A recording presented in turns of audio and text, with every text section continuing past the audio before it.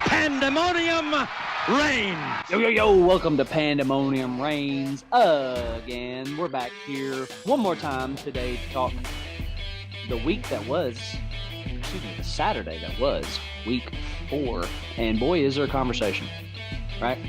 Absolutely. So thank you so much for tuning in. We're gonna fly through these games. We're not gonna hold your attention very long because frankly, we didn't get to see a lot of this. Thank you, Neyland Stadium. Thank you, Tennessee. Thank you, God. Thank you, Lord. Thank you, Lord Jesus. All right, so let's just kind of start at the top of the schedule that was Saturday, and let's talk Kent State and Georgia just for a second here. You've got some Georgia fans, at least I do down here, saying, "Oh no, yeah," or you know what, Georgia's not who we thought. Okay, chill out. Please. I just Chill. think you had a bad day. Honestly, I mean, I don't know what to make of Kent State. And it's not an impressive win. However, I still think you're the best team in the country. I still think that if you play this game again, Kent State probably doesn't score, right? No.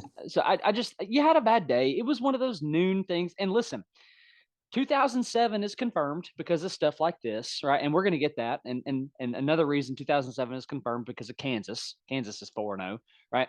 So Georgia fans, you just need to calm down because everything is fine. You still are who you were week 1, week 2, week 3. You have anything else you want to say on Georgia? Not much more, no. You're granted one of these snoozers against a Kent State every once in a while. They've played a brutal schedule to this point, playing like here we go, Oklahoma and Washington week 1, Oklahoma week 2, Georgia week 4. I mean, they've seen a lot. Credit to them for not just rolling over in this game, but Georgia, you're fine. Yeah. Please just take a chill pill. You had some turnovers that I guarantee you is material for Kirby to clean up. So it's fine. Relax, just like Aaron Rodgers told us last year. Yeah. That's good. Michigan didn't have a very impressive win over Maryland. I've only seen one highlight from this play, so everything that I'm about to say is going to be based off the stat sheet. Looks like Tagovailoa had a good day, 20 for 30, 207 yards. 2 picks, though, and only 1 score. J.J. McCarthy, 18 for 26, balling out, 220 yards, 2 scores. But here's the stat that jumps off to me, and I can tell by your face, you know exactly where I'm going. Corum, he's that dude. 30 carries. 30 carries. Like, do they have another back on the roster? I don't know. He accounted for every rushing yard that they had with 243. My goodness. So, you know what? Is Maryland good? Yeah. I think they're a top 25 offense, probably. So I don't think Michigan fan needs to freak out. I think you hosted and beat a good Maryland team. Any piggybacks off that? Yeah. Not too much. No, that was awesome by Corum. I do think they have another back. I'm curious what was up with him, Donovan Edwards, I believe, if I'm not mistaken. So I'm curious if he was banged up or not able to go. But yeah, wow. Yeah. Attaboy Corum. Yeah. Here's where I want to spend some time, actually. Most of our viewership is in the South anyway, so who cares about Michigan? If you're listening, Scott Davis, sorry, not sorry. So Clemson beats Wake Forest in double overtime. You know what? Sam Hartman is back for Wake Forest, so that had a lot to do with it because the boy, did you see this? 6 touchdown passes. Jeez, dude. 6 and just 9 incompletions. What a game. And you know what? If they win this game, people are talking about him the way that they are Hendon Hooker right now. Agreed completely. And it's only because they lost. I mean, that's all it is because everybody, as far as that part of the world, is talking about DJ Uiagalelei, who he also threw 5 touchdown passes, which is pretty dang impressive. But my gosh, Sam Hartman, 20 for 29, 337 yards, 6 touchdowns. Unreal. So I want to say this, just in regards to Clemson. Okay, so your QB1 improved this week, right? He got better. Completely agree. Yeah. All right. All you have to do is watch the highlights, and you can see enough to see that DJ improved. However, Wake Forest, outside of Sam Hartman, not that good. Okay.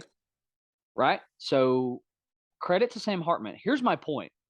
If Clemson somehow makes the playoffs, they're going to get thumped. They're going down in painful style, I think. If they draw a 4 seed and Georgia's 1 seed, that's not close. If they somehow draw Bama, that's not even close. If they draw an Ohio State, that's not even close. All right. Agreed. DJ Uiagalelei, which I feel like I'm pretty good at saying that. He's going to have to continue to get better if Clemson is going to get better. So props to him. Will Shipley was 20 carries, 104 yards, and a touchdown. He had a long run of 53. But you know what? Hey, good win by Clemson in, do I dare say hostile territory? Or do I just say Wake Forest is they're extremely excited, as they should be, about the run they've been on. So maybe so. Maybe so. We'll see. We'll learn a lot more about Clemson real soon. Yep. Yeah. Were there any golf balls thrown in Winston-Salem over the weekend? Highly doubt it. Highly doubt it. All right. So again, yeah, Clemson is going to have to get better. If they're going to be a playoff team, they're going to have to get better fast because they got a Florida State game coming, and Florida State is 4-0. But let's talk about, I could call this the crap bowl. I could call it the toilet bowl. I could call it the tiger bowl. I could call it the bad bowl. Do you know how this game ended in regulation? Did you see this? I've seen the clip. I've seen the narrative about Luther Burden scrubbing those social medias. Come to Knoxville, Luther. I've seen the low lights of this game. I can't say the word high followed by light in this game.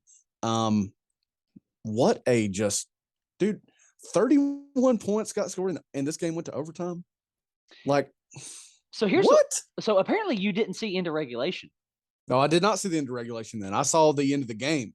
So end of regulation, Missouri is inside the Auburn red zone. They kneel once, they kneel twice, they kneel 3 times, and they go to kick a field goal. And they miss. That's what took this game into overtime. That's what did it. Wow. And then you have the way that you lost in overtime. Auburn, before I found this out, Auburn was basically saying, no, you win it. It turns out before that, Missouri was like, no, you win it. Please win this game. Listen, I will put, if I could bet in Georgia, and if this was an option, I would say Harsin doesn't last the season. No way. LSU could take him this week. They could. Absolutely, which is crazy because the dude's in year 2. He's in year 2, but they haven't progressed. They've regressed. Absolutely. Right? And the quarterback situation is unfortunate, but dude, you got a transfer portal and they tried to capitalize on that with Calzada. He's hurt. I know. You got Robbie Ashford, who's exciting. And you know what? If I was an Auburn fan, I would be begging to normalize firing coaches off of a win because that's what you need to do right now. That was horrendous, and what a disaster of a game. Yeah. I want to recall a statement that I made going into that weekend, and I said, Tank Bixby is good enough to get you this win by himself. Well, Tank was 19 carries, 44 yards. Was the Missouri defense that good? Was the Auburn offensive line that bad? I don't know what it was. I've got a stat for you, and you may have seen this. Do you know how many cards? Do you know how many yards he had after contact in this game? Oh, boy, no. It was in the 60s. Now tell me how many yards he wound up with netting on the day. 44. How does that add up? Because it's Auburn, and they're that bad. Oh, my goodness. That means he's getting hit in the backfield and taking it for less negative or 0 yards or a yard. 19 carries, 44 yards, and he somehow totaled 60 yards, 62 yards, I believe it was, after contact. That's remarkable in the worst way possible. Is it possible that Brian Harsin is getting the Herm Edwards and his assistants are telling other coaches what they're doing? I mean, we know Auburn to be that type of place. Would you be surprised? No, I mean, not in this world. Absolutely not. Absolutely not. So anyway, Deion Sanders to the Plains. I mean, try it. What do you have to lose? Like, it's so bad right now. I mean, here's something I'll say about Tennessee in our non-Orange cast is Tennessee's proven you can climb out of bad situations if you make a good hire, if you get offense right. Mm-hmm. Take the chance, man. It'll at least be exciting. You'll have a room full of talent because he will recruit wherever he goes. Yeah. Take the chance, man. Fire the coach. Do it yesterday. Yeah. Talk about a contrast in personalities for the Iron Bowl, right? Saban Absolutely. and Deion Sanders. Again, if I'm Deion Sanders and if I'm looking at two options of Georgia Tech and Auburn, I'm going, Auburn. Auburn, please. Don't want those academic restrictions. I mean, no. Which we need to talk about that because Geoff Collins is out at Georgia Tech. And I saw what I believe to find a pretty reliable source on TikTok, which I know that's such a weird thing to say, but there's this guy that I follow on TikTok and seems very credible. Would love for him to listen to our show or even have him on. He said that this was something that Georgia Tech was talking about doing last year, was lowering their academic standards, and that just really flabbergasts me. Me too. But if that's something that they do, Deion Sanders, I think, is in the conversation now. Because I think if you're Deion, I think if you're anyone that's eligible for this job, you should look at that job and say, City of Atlanta, check, big time. Mm-hmm. State of Georgia, check. Mm-hmm. Not SEC West conference play, even though it's going to change, the conference is going to expand and schedules are going to change. You're looking at it and you're saying, ACC schedule, SEC schedule, give me this all day. Mm-hmm. If they lower those standards, that could be huge for them. I mean, that is a factor that really impacts the landscape of Southern football outside of the SEC and could impact nationally. Yeah, absolutely. But a lowering of academic standards at a Georgia Tech is so much different than a lowering of standards at, say, like an Alabama, because they're probably lowering it from like a 98% acceptance rate to like a 94. Yeah, I mean, exactly. I mean, really, their pride is in their brain, right? That's what they do. So Auburn. Let's just glance at Auburn's schedule. We're here real quick, see if I can get this pulled up. They host LSU this week. They travel to Georgia next week, travel to Ole Miss after that, host Arkansas. Does Harsin survive the next 4 weeks? I think is the better question. Well, he's not going to survive the season. Does he survive the next 4 weeks? I think if LSU doesn't do it, then Georgia will, unless something's just wrong with Georgia, and I have zero reason to believe that coming off of a Kent State game. Yeah. Then if LSU doesn't do it, and let's keep in mind there are weird things in this LSU Auburn series with the home team winning, with Auburn not winning in Death Valley very often, if hardly ever. So there's weird things in this series. So, maybe expect the unexpected this week. I'm not saying I'm not picking Auburn to win that game, but weird things happen there. But if LSU doesn't do it, Georgia will do it.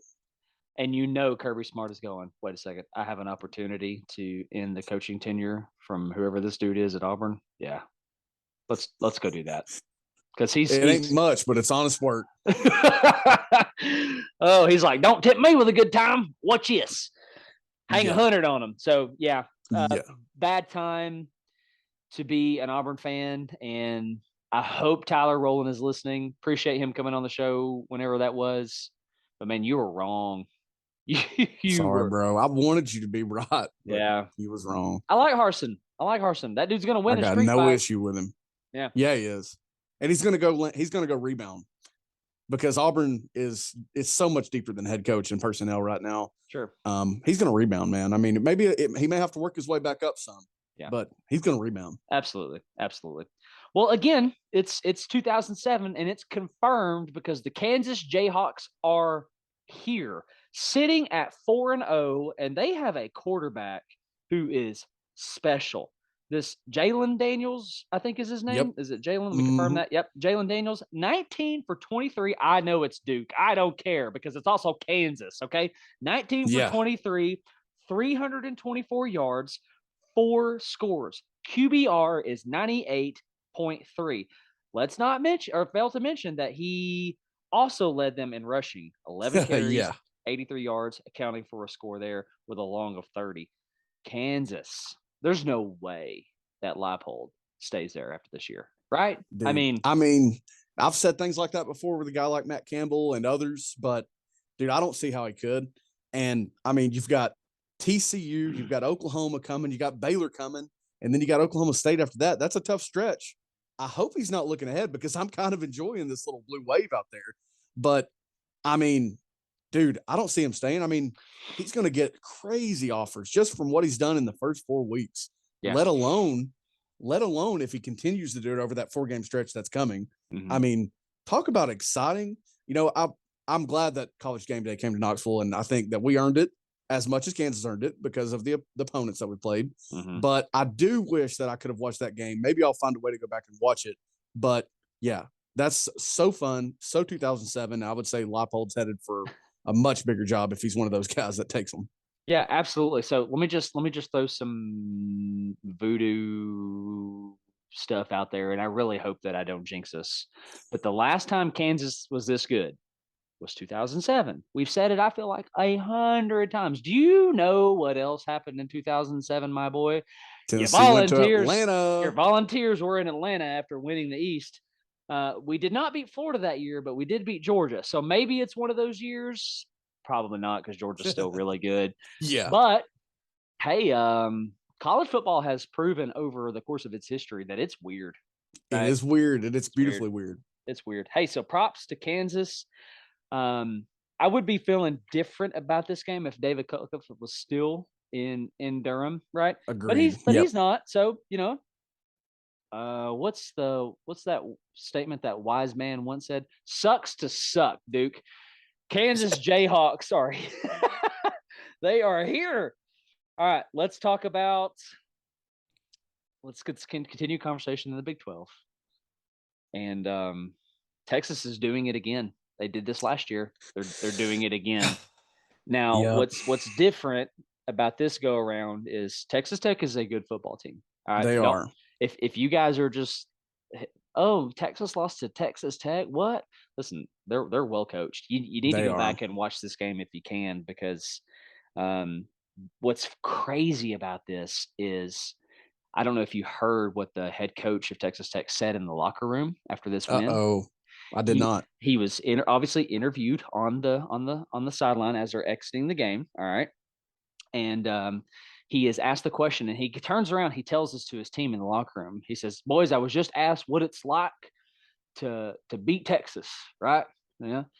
And he says, "It ain't about beating Texas. It's about being 4-0 in the or being 1-0 in conference play." He dismisses the fact that he just beat Texas.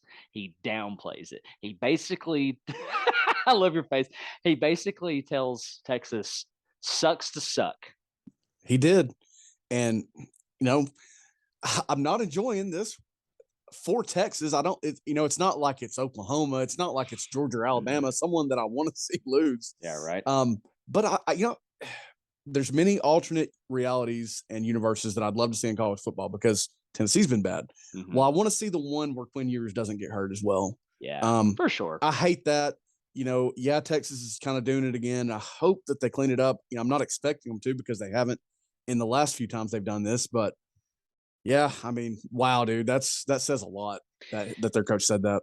You bring up the Quinn Ewers factor. Let's talk about that just for a second. Hudson Card was not bad. He was 20 for 30. He was 277 yards. He threw 2 touchdowns. He threw 1 pick. I mean, he played well. In my mind, that's good enough for a win. Yeah. So if Sarkisian does this again, if he goes bowless again in Austin, he's on the hot seat. I mean, absolutely. I don't know what else to say. All right, so me either. Let's talk about a fun upset. Let's do it. Yeah, let's do it. Yes. The state of Tennessee finds more than one way to conquer the state of Florida on Saturday. The Blue Raiders of Middle Tennessee soundly handle Miami 45-31. Listen, did you see what Tyler Van Dyke said? Oh no, I did not. So I'm not sure if this was before MTSU or after, but he said, "I enjoy playing away games more because we play games in a Hard Rock Stadium, and it's just not that college football atmosphere." Dude, I did see that.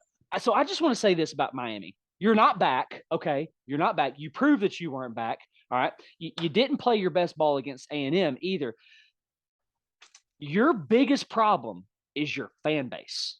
They don't show up. You don't. I'm not even sure you have a fan base inside of Miami. You might have a bigger fan base outside of Dade County, outside of the state of Florida.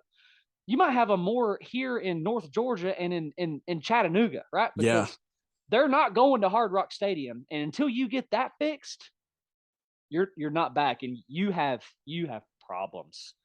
Listen. This is going to roll into a bigger conversation for me because on Twitter and social media, I'm so tired of hearing about transfers. I'm so tired of hearing about who won the transfer portal. USC won it. Ole Miss is winning the portal. They were second in the transfer portal class rankings, whatever. Miami was 12th. They brought in 11 transfers. It ain't accounted for diddly squat yet. You couldn't beat Texas A&M off of them losing to App State. You couldn't beat MTSU. Listen to this one. Somebody sent this to me earlier today from Chris Vanini on Twitter. Middle Tennessee hadn't completed a pass of at least 60 yards since 2019, and it had 4 of them, 4 against Miami. Since 2019? No passes of at least 60 yards since 2019, and it did it 4 times against the U. How do you do that? This is that okay. So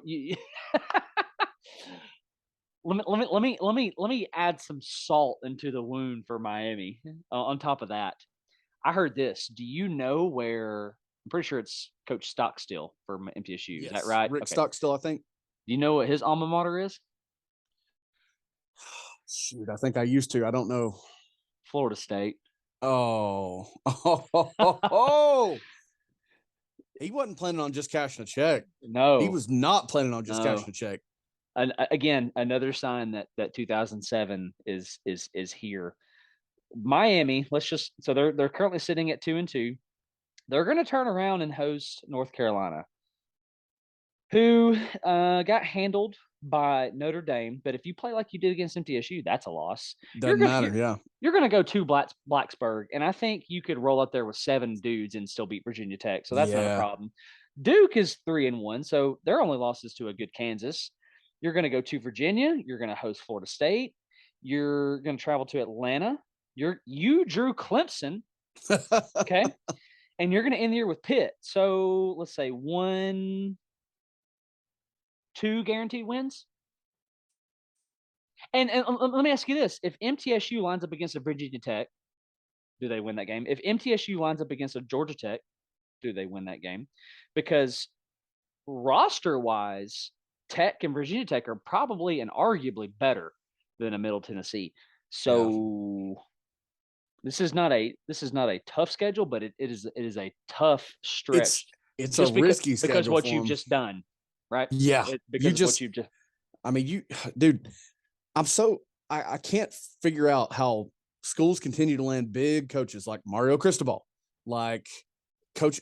Texas has landed every big name every cycle, and it just continues to not pay off consistently because a loss like this, I mean, this is like in the ballpark of losing to Georgia State. It is. So, like, how do you recruit well? How do you land transfers? How do you have a team probably of a lot faster and bigger guys and lose that game, giving up 45 points on the way? I just don't know. Call me crazy for what I'm about to say, but I'm going to lump Miami now because this is how bad this loss was. Lump them into a category as Nebraska. Nebraska is still selling out no matter what happens. Their problem is their recruiting pool. Yeah. The problem with Miami is very similar because you just can't get dudes to come.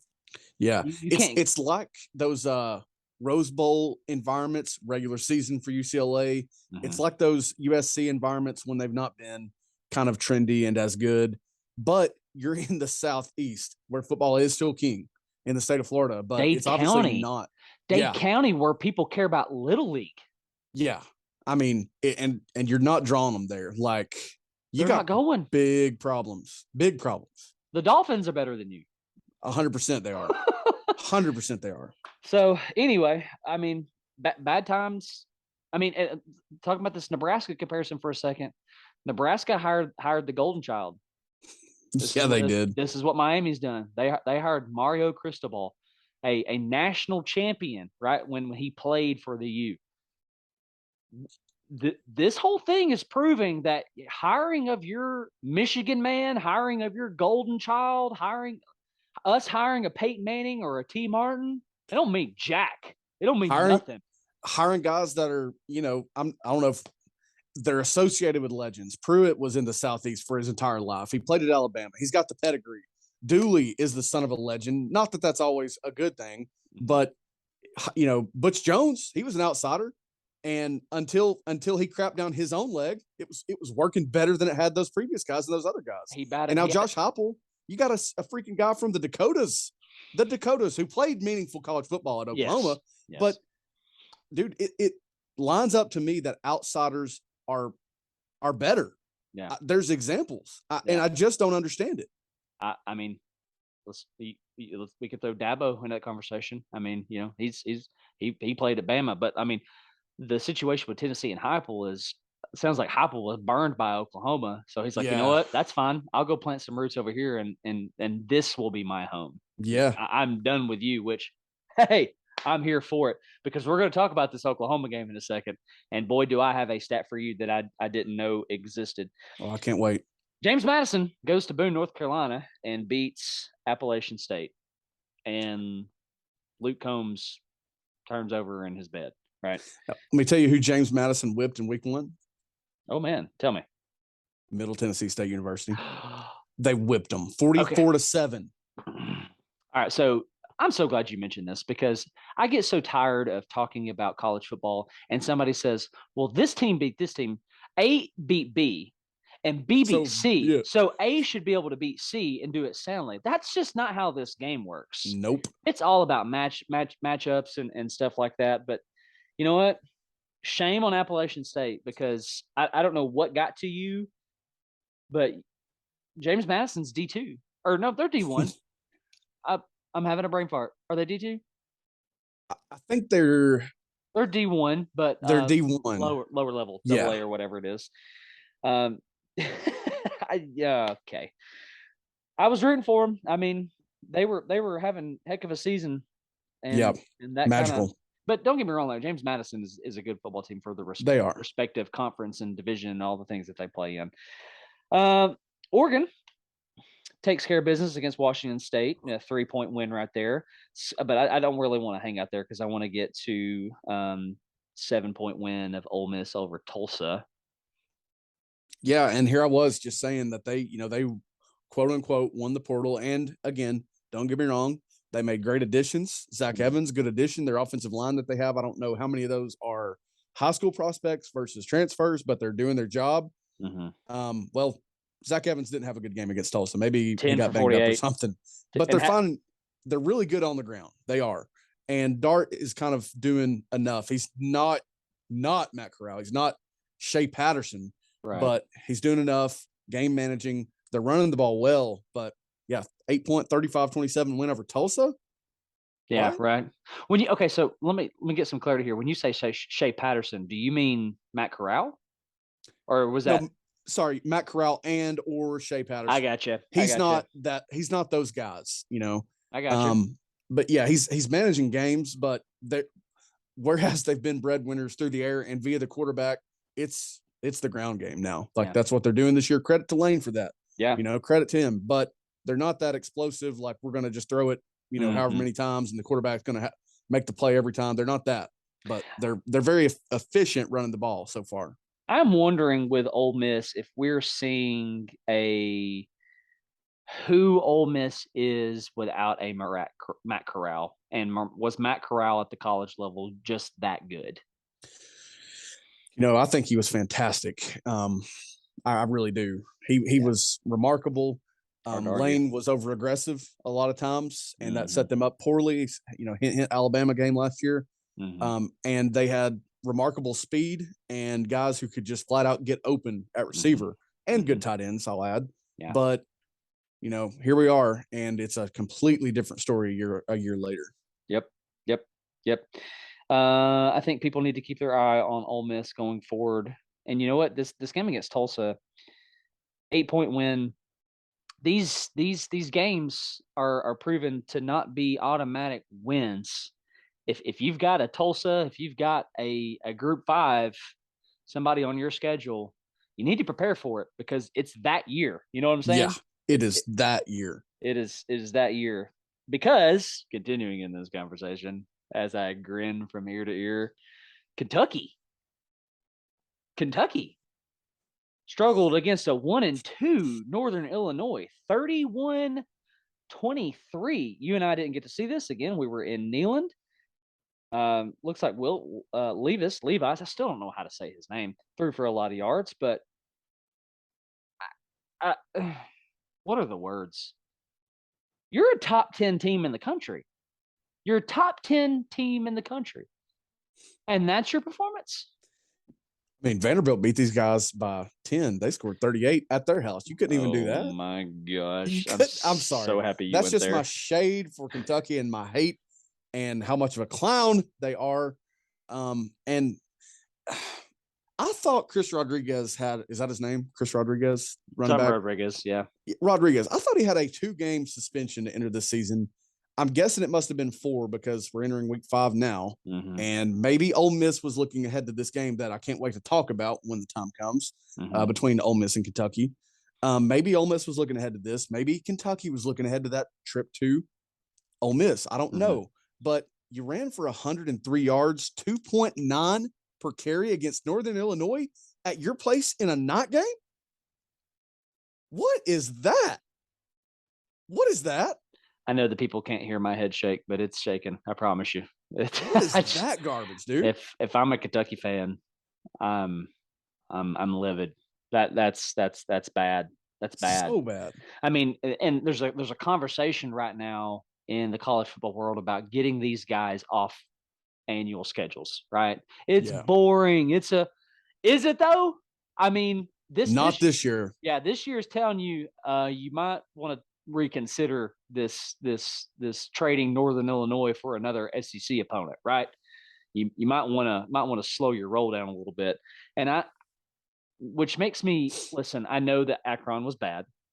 And I know that Ball State was bad, but it makes me feel that much better that we just handled them though, because Agreed. Northern Illinois is 1-3.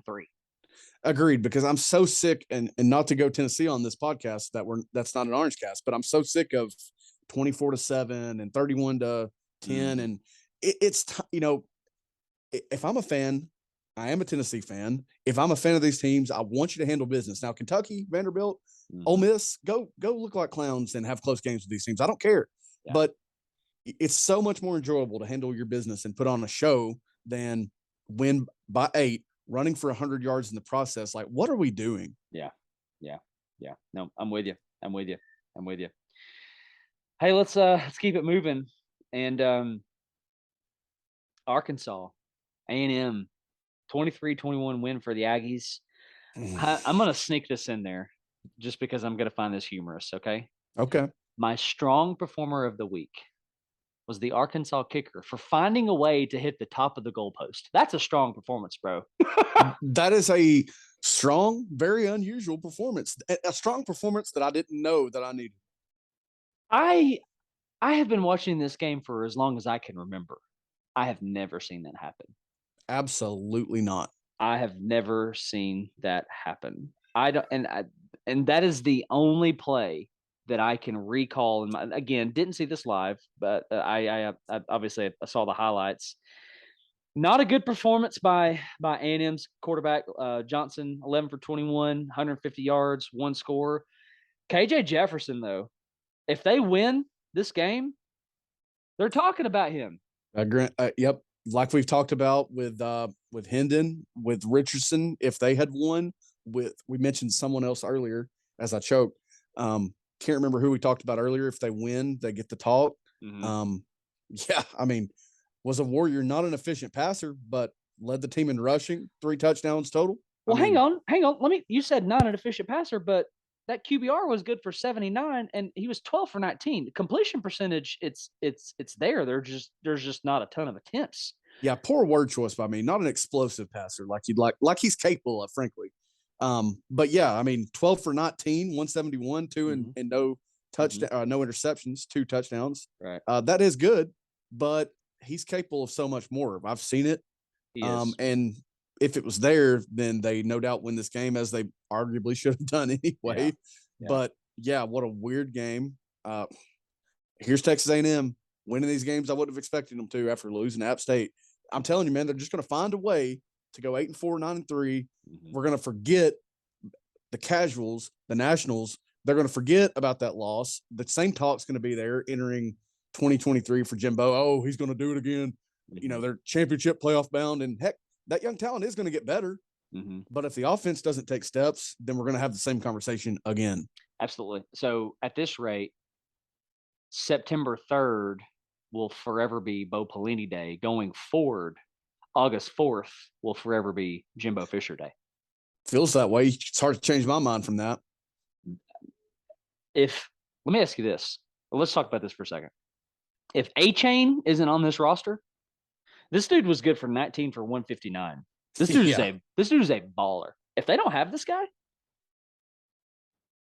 it's bad. It's real bad. It's real bad. They just lost Anais Smith, a season-ending injury, lower body. I'm not exactly sure what it was. I haven't heard, but they lose him. He's one of those explosive guys that they've not gotten the ball to enough. Mm-hmm. But yeah, I mean, A-Chain's going to get 50 touches a game is what they're going to have to do, because they don't do anything for me offensively. Yeah, it's I'm not happy if I'm an Aggie fan. What year is Jimbo in? 5, 6? Whew, man. Well, we got like 3 or 4 years of Kellen Mond, and this is the second year after the second full season after the Kellen Mond experience. So yeah, this has got to be 5 or 6. Unacceptable. I mean, very unacceptable. Right. It just, I am starting to put stock into this guy can't do it without an elite quarterback. Yeah, that argument is hard to go away from me as well. So, all right, let's keep it moving. Actually, let me say one last thing about this A&M Arkansas game before we move on here. The saying goes, we found a way to win. I think A&M found a way to not lose. I agree, because, I mean, if you watch the highlights of that game, you see Arkansas fumble what should have been at least 3 points away. They're close to the goal line. You see the weirdest doink of all time off the top of the upright. Mm-hmm. So Arkansas found a way to lose. Mm-hmm. A&M found a way and pulled just enough voodoo to not lose. Yeah, wild, just wild. A&M has my attention. Like I'm noticing that I'm wanting to know who they play next week, who they have after that. What is their stretch? Where's it at? All the things, especially now that Anais is down for what you said, the year, right? Yeah, he's out for the year, and that's brutal for them and for him. Yeah, unfortunate. What else is unfortunate is just Vanderbilt, period. Their existence. It is unfortunate. You know what? I can name a handful of Group 5 teams that have not only achieved more this season, but that are just better than Vanderbilt. MTSU, Northern Illinois, Appalachian State, no doubt. James Madison, right? Yeah. Again, Vanderbilt doesn't have Mike Wright. It wouldn't have mattered. Nope. Wouldn't have mattered. But I want to say something to here on the podcast that I said something to you when we were catching the last minutes of the third quarter of this game. Actually, I saw a ton of Alabama starters in defensively when this game was over. Way over. I mean, it was so over that they could have ran the clock the whole time, like they do against, Tennessee Tech or Chattanooga when they go to Norman, Oklahoma, or Athens, Georgia. Let me ask this, because, frankly, a podcast from us would have been hilarious on Saturday. I would have been in a hilarious headspace because my blood pressure didn't come down until, actually, no, it's still high. Anyway, was Saban making a point? Was he trying to work things out? That's the only thing I can see, only excuse. But even if you play that out, if you lose a Will Anderson or a Dallas Turner, if you lose an interior guy, Byron Young, they had an injury to Jordan Battle. Mm-hmm. I mean, think about what you're setting yourself up for Not that they have a lot of games that we see as losses. We predicted them to go 12-0, but I mean, why play with that fire against Vanderbilt? It's going to be, if things go as they go for Alabama, it's going to be easier and easier to get the guy's attention because it's what they do. He's not going to need, hey, here's this film, here's where you sucked, here's where I'm going to clown you and, make an example out of you. Like, those opportunities are going to present themselves in games, and they're going to get better if they do what they've done. What was that? My hands are up. I don't know. I got nothing. I don't want to be so quick to say Saban's getting old, Saban's losing the locker room, because I don't think that's the case. Yeah. But I don't know. I really just don't have an answer here because that is uncharacteristic. Very, very uncharacteristic. Like, if anybody knows, it's him that his seventh string can wipe the floor with Vanderbilt's historical best, right? Yes, absolutely. So why? I don't know. And Will Anderson, 3 tackles for loss, 2.5 sacks.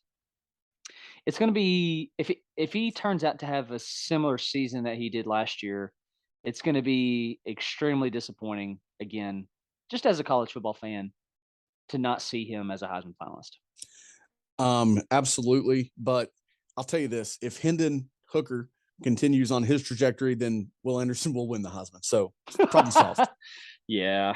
We'll get snubbed. A Tennessee quarterback will get snubbed by a defensive player once again. Hey, well, Wisconsin's bad. Boy, are they. Wow. I mean, Ohio State's waking up week by week. Wisconsin, not great. Yeah. So Wisconsin on the stat sheet shows us that historically they are still ground and pound with mediocre average quarterback play. Braylon Allen carried the ball 23 times, 165 yards. He had a long of 75. But Graham Mertz, quarterback, Wisconsin, 11 for 20, 94 yards. 4.7 yards per completion. And a pick. You know what? And a score. You know what? And we've been talking about QBRs, 15.4 for Graham Mertz. And you know what? Maybe more than the upsets, maybe more than Appalachian State doing things, Kansas being good. This right here is your proof that the year is 2007. The fact that a QB1 for a Power 5 team had 94 pass yards. The team totaled 104 because Braylon Allen had a 10-yard pass factored in there. I guess the running back pass was thrown there. But what, dude? Wait, just adapt. Please adapt. And I know that's who they are, but just adapt because, frankly, that conference needs you terribly. Is that the issue, though? Because Braylon Allen averaged 7.2 yards per carry. I mean, they ran. Well, hang on. I'm about to correct myself. Malusi, the backup behind him, was only 4 for 13 yards, but only had 4 carries. I mean, as a team, you almost had 200 yards rushing. For you to be that good when you did not throw well at all, I guess that's my comparison here. You still ran really well. Now, granted, I didn't see an inch of this game live, so I don't know what the storyline was of this game. I've got some for you here. It was here. Here's why I say adapt. Like, prove to us that it's not 2007 because this game's 45-7 after 3. 45-7. Oh, I mean, like, X. I don't know what the move is because they're not a program that's been bad. They're a program that's been good and competitive, but like, this does nothing for you. This loss does absolutely nothing for you. Mm-hmm. If you make it to the Big Ten championship game, you're going to get killed. If you make it to the playoff, which they've not done, you're going to get killed. Mm-hmm. I mean, and I understand that I'm not someone that likes to throw away good for the chance at being great, but this is not it. This ain't it. You got 14 points in the fourth to make it a 52-21 loss. Mm-hmm. I mean, that is just so bad. I'm going to guess that part of it is receivers. lack of explosion, lack of dynamic receivers. But, I mean, that's a joke. Now, I will say this. We just talked about Alabama Vanderbilt. The only quarterback that registered a stat passing for Ohio State is C.J. Stroud. Where's QB 2, 3, 4, 5, 6, 7 at in this game if you won 52-21 and we're up 45-7 after 3? I think I can answer that because Ryan Day strikes me as the personality that says we're going to do whatever we can to get CJ a Heisman. I got you. And that's playing out. I agree with that. He just strikes me as that we're going to do a little bit of a Lane Kiffin, do whatever you kind of have to do to get what you want. Yeah. So that's the only answer that I have because he should have been out. Sounds like in the third quarter, right? 100%. 100%. Like he only should have played a half. So anyway, the only thing I want to say last before we move on is if I'm a Wisconsin fan, I'm in a panic because all Graham Mertz has done is getting worse every year. No doubt about it. Had a really good freshman season, sophomore slump, and now junior year is. This ain't good. This ain't good. In a bad Big Ten West when this is their chance to seize that division and. Yep. And here's this. I mean, we'll talk about it. We may talk about it. I don't know, but they've got Illinois, 3-1 Illinois next week. And they should be able to run that ball if they want to. I mean, they should be better than Illinois, but Illinois is 3-1. And Bielema is going to, I mean, this game will be over in like an hour and 15 minutes of game time because there will be like 7 passes attempted per team. Like, that's just the way this game's going to go. But like, I mean, that's not a gimme anymore. And you can't tell me Bielema doesn't want this one. 100%. That's a great point that I didn't even think about yet. Yeah, he left Wisconsin on his own. They would have probably signed him to one heck of an extension. He left, but you can't tell me that he doesn't want that one. Absolutely. All right, let's move on. Do we want to talk about South Carolina? Are you angry? Can I find, I'm running out of inspiration and ways to continue this clown conversation that it's been and is, but I guess all that I need to say is that this game was 20-14 South Carolina over Charlotte at half. A terrible Charlotte team, not the little trendy Will Healy Charlotte teams that have been a little bit dangerous over the last few years. Mm-hmm. A terrible Charlotte team that's obviously in a rebuild or whatever's going on there. And you manage a 20-14 lead at half. And I understand that you pulled away. You kind of handled your business in the end is what the final score shows. But Spencer Rattler, I think they already handed in the Heisman for this season. I'll have to check back and see if that's accurate or not. But 17 of 23, 187 yards, no touchdowns, no interceptions. Ooh, let me say it. QBR 27. 27. Wow, dude. 27. Hendon Hooker almost completed 27 passes against Florida last week. That's crazy. Dude, this is a joke. And I understand you pulled away because you should. There's absolutely nothing to be proud of in that other than not losing. But what more do people need to see? Like, I'll tell you this. If Beamer is the head coach in 2023, and I don't think he's on the hot seat or anything, but if he's the head coach in 2023, the narrative better be a little bit different. It better not be this potential coach of the year, this trendy transfer portal winning team. Oh, let's see. I wanted to talk about the transfer portal. They were, no, I don't have them on my list. I'll have to go back and get that information. Oh, here they are. They were 8. They were 8 in the transfer portal class rankings. Wow. 2 guys from Oklahoma, 2 from Oklahoma, a couple big time receivers from lower levels like James Madison. Yeah. What's it earned you? Yeah. Can we get a replay of the mayonnaise on Beamer's head one more time, please? One more time. I mean, give me a break. Just a joke. That's a poor performance. Yes, you won 56-20 in the end, but it should have been that way sooner because the talent deficit. It was at home. I don't know what else you need to see. Let me ask you this real quick, and I'm not trying to harp on South Carolina. I think y'all are clowns. I really do. I think your coach is the biggest clown, and you experience the fans. I just think they're clowns because Beamer looks like a clown. DeCarrion Joyner, no stats on the box score here. Josh Vann, one of the most proven receivers they had coming back. Not a single reception, not a rush. I mean, wow. Josh Van did return punts, so I know that he was involved in this game. How are you not getting the ball to Dakereon Joyner and Josh Van based on what they did last year alone, not their only seasons in Columbia, South Carolina? What is this? I wish time allowed for me to go back and watch this game in full. 100%. I just wish I had the time to do that, because that is interesting. Not a good look.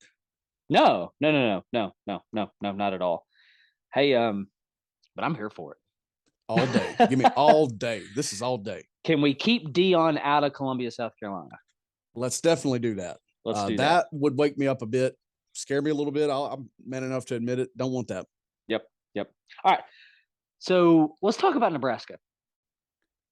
Because Martinez at Kansas State is balling. And he didn't do this at Nebraska. Bro, against Oklahoma, he was 21 for 34, 234 yards, and a score.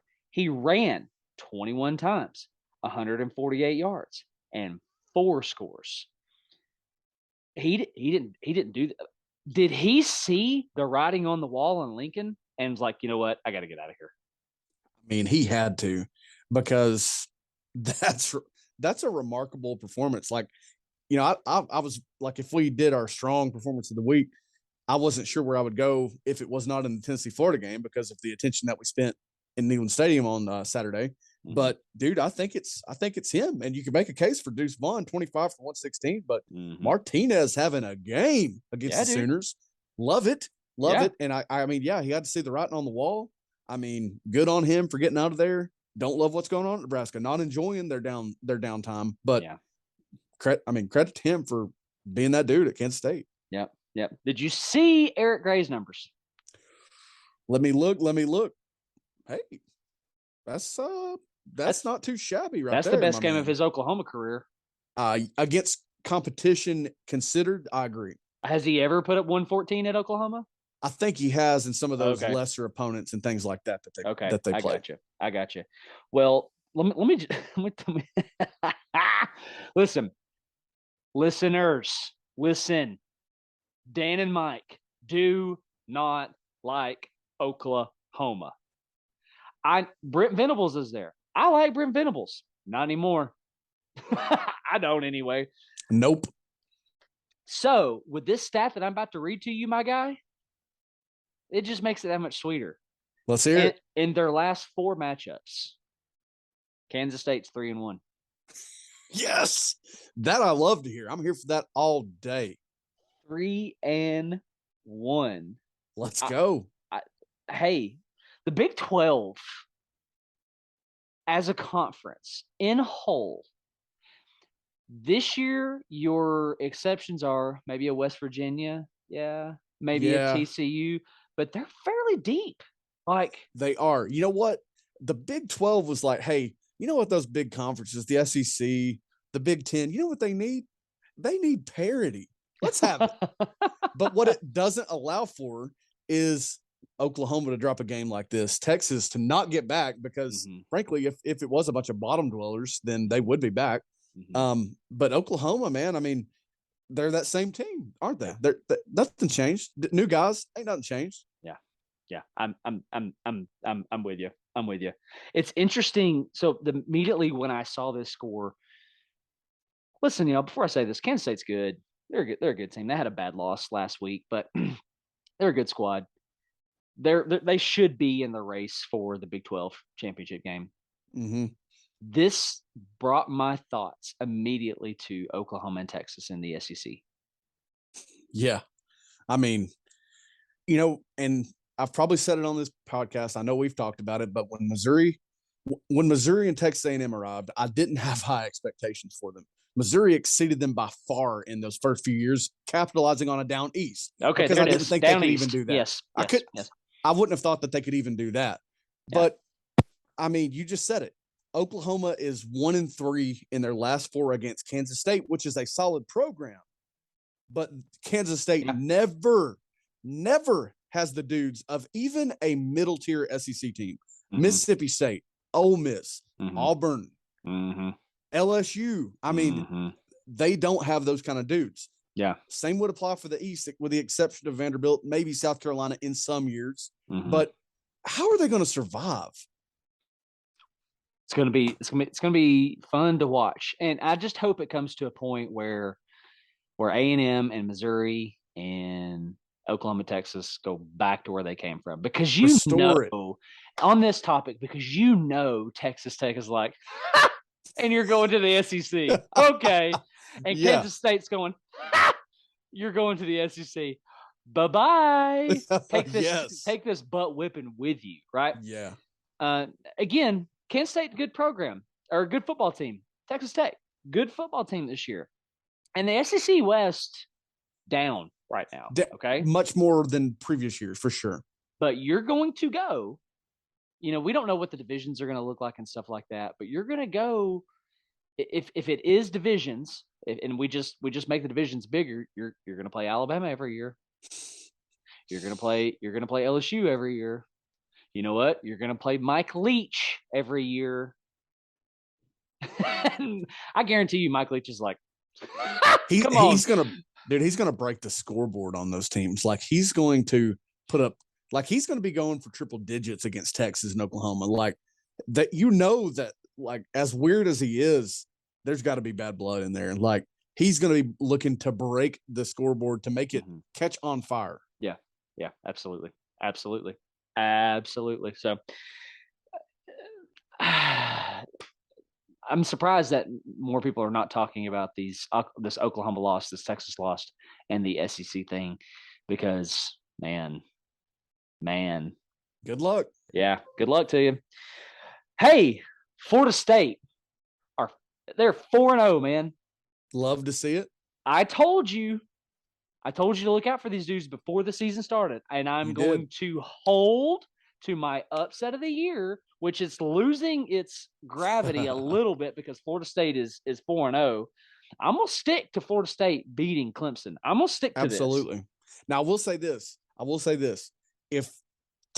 think for us to see that, then Clemson's going to need to beat NC State, not for the upset of the year narrative, but I think similar to how you were talking about Florida in our Orange Cast a week ago, you'd rather have Clemson coming off a win than having any extra fuel added to the fire. So if you're Florida State, you probably want to see them beat NC State, unless NC State could just break them, which I don't think they're capable of. Then you want to catch them kind of riding high, not necessarily on high alert like they'd be off the loss. So yeah, man, good call on Florida State. Yeah. Florida State's ranked. They're 22 in the country, and they just I don't know if I can say this word, tallywhacked. Yeah, they did. Boston College 44-14. I didn't see a lick of it. I don't know. All I know is that our prayers worked, bro, because Jordan Travis is back. Thank God. I did scan this box score, I believe, on, again, folks, coming out of many, many hours in Knoxville, Tennessee, in a Neyland Stadium. I think I scanned this box score looking for Jared Verse. Not sure that he's been able to get back yet. Don't know exactly what he's dealing with, but want to see him ball out. Want to see him do those things. But yeah, thank God that Jordan Travis is back, because having QB1 back is huge. Big time. And they've got a 3-headed monster in the backfield with the running backs that they got. So you need to keep your eye on Florida State going forward. Yes, sir. They play host to Wake Forest this weekend. Ooh, that's a good one. That should be a good one. That'll be fun to talk about on Friday's show. Hey, we're nearing the end of the slate here. We're going to end it with USC, Oregon State. Did you see the very end of this game after it was over? I did not see the end of this game. I'm very salty about this game because USC not covering just a 6-point spread, not even a touchdown, you bums. Them not covering that cost me some freaking money on my bets. It's fine. Whatever. Good teams win, but great teams cover. Yeah. No, I didn't see any of this game other than the fact that they only managed 17 points against Oregon State, which was I know there's a lot of history there. But yeah, didn't see any of this. The only thing that I saw was after the game was over, there was this video with 3 USC players jawing back and forth with some Oregon State fans. One of those 3, 2 of them I didn't recognize, don't recognize jersey numbers. But one of those, Caleb Williams, running his mouth, jawing back and forth with an Oregon. After you just listen. Oh yeah, I'm in. Oregon State's a 3-1 after this loss. All right, they had beaten Fresno State, they had beaten Boise State, they had beaten Montana State. They hadn't beaten anybody. No. All right. I think they're better than probably what anybody thought coming out of this loss. But you have zero room, Caleb Williams, to be jawing back and forth with a Beaver fan after a 17-14 win against Oregon State. Not Oregon, not Utah, not Washington, Oregon State. Corvallis. Again, I know there's some odd history in that series. I really do. I know that Oregon State's pulled some miraculous, beautiful upsets in that series, but you just loaded up on like the 5 of the best players in the transfer portal. I don't know, at least the 2 most impactful in your quarterback and Jordan Addison.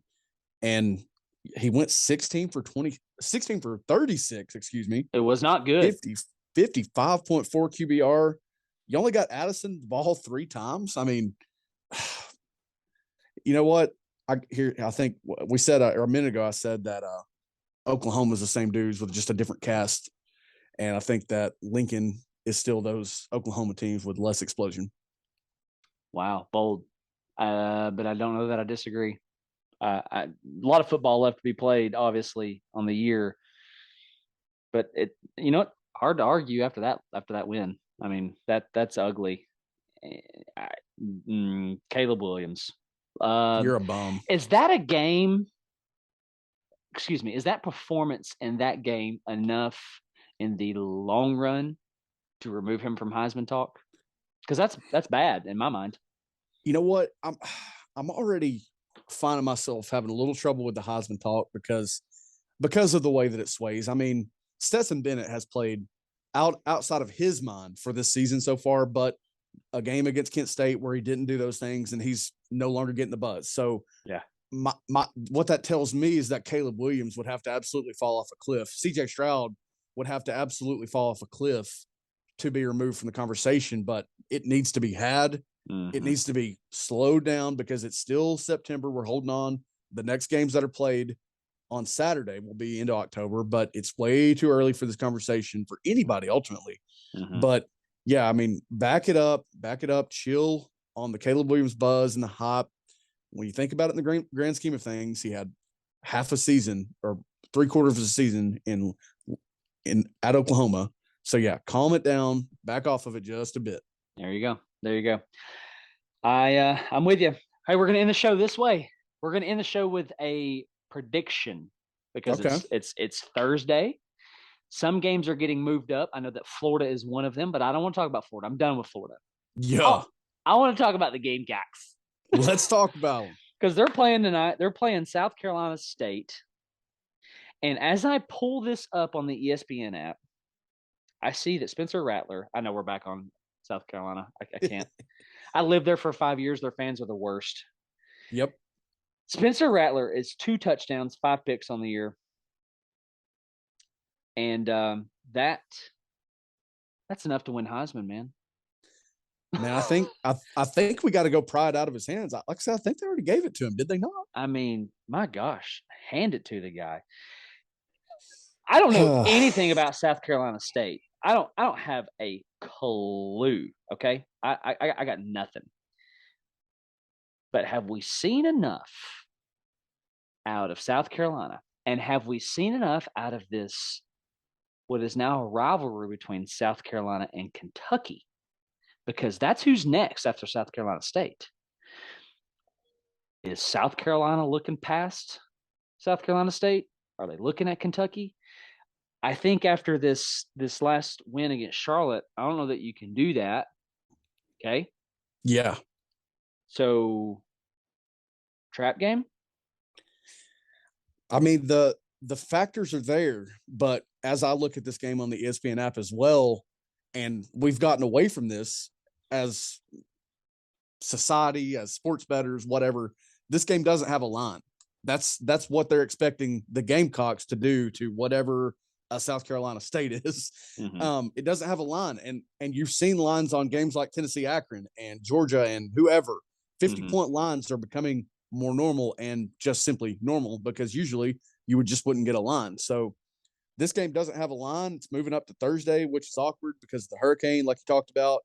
I don't think so, but I hope I'm not giving Shane Beamer too much credit on that, because they should be looking at that Charlotte performance, just the half of football that was played, in the stats that I see with shame.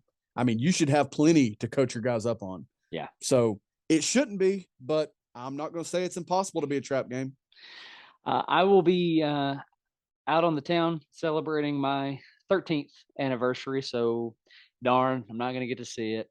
But can I tell you what I just did at the time of this recording, Mike? Can I tell you what I just did? Let's hear it. My pastor in Charleston was one of my better friends. Love this man. I would take a bullet from this man, but he's a huge Gamecock guy.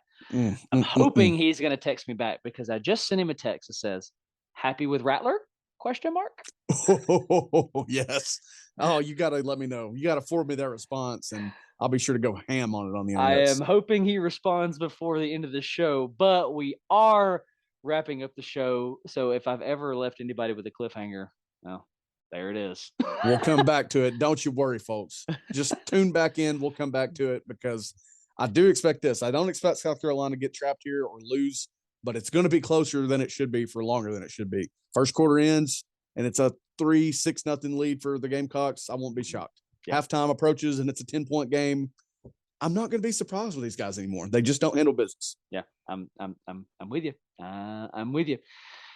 Hey, well, that's going to bring us to the end of this show. Thank you so much for spending your time with us. Again, you could have been anywhere listening to anybody, but you were with us, and you let us tickle those ears, and we appreciate you so, so much. The way that you can say thank you is by hitting the subscribe button on YouTube, clicking the like button on this video, sharing and following on Spotify and Apple Podcasts and Pandora, or wherever you find and listen to your podcasts. This is Pandemonium Reigns. Thank you again so much for listening. I'm Dan. That's my buddy Mike. We're Tennessee fans. We're riding high off a win off of Florida. We've got a bye week this week. We will be back on Friday with some predictions and talking week five, bro. My gosh. Week 5. It's happening too fast. I'm telling you, it's happening too fast. It's worse than Christmas. But at the same time, it's better. Just kidding. Love you, Jesus. Just kidding. This is going to be one of those awkward endings. Thanks for listening. We love you guys. Have a fantastic Thursday. And God bless. Go Vols. Pandemonium Reigns.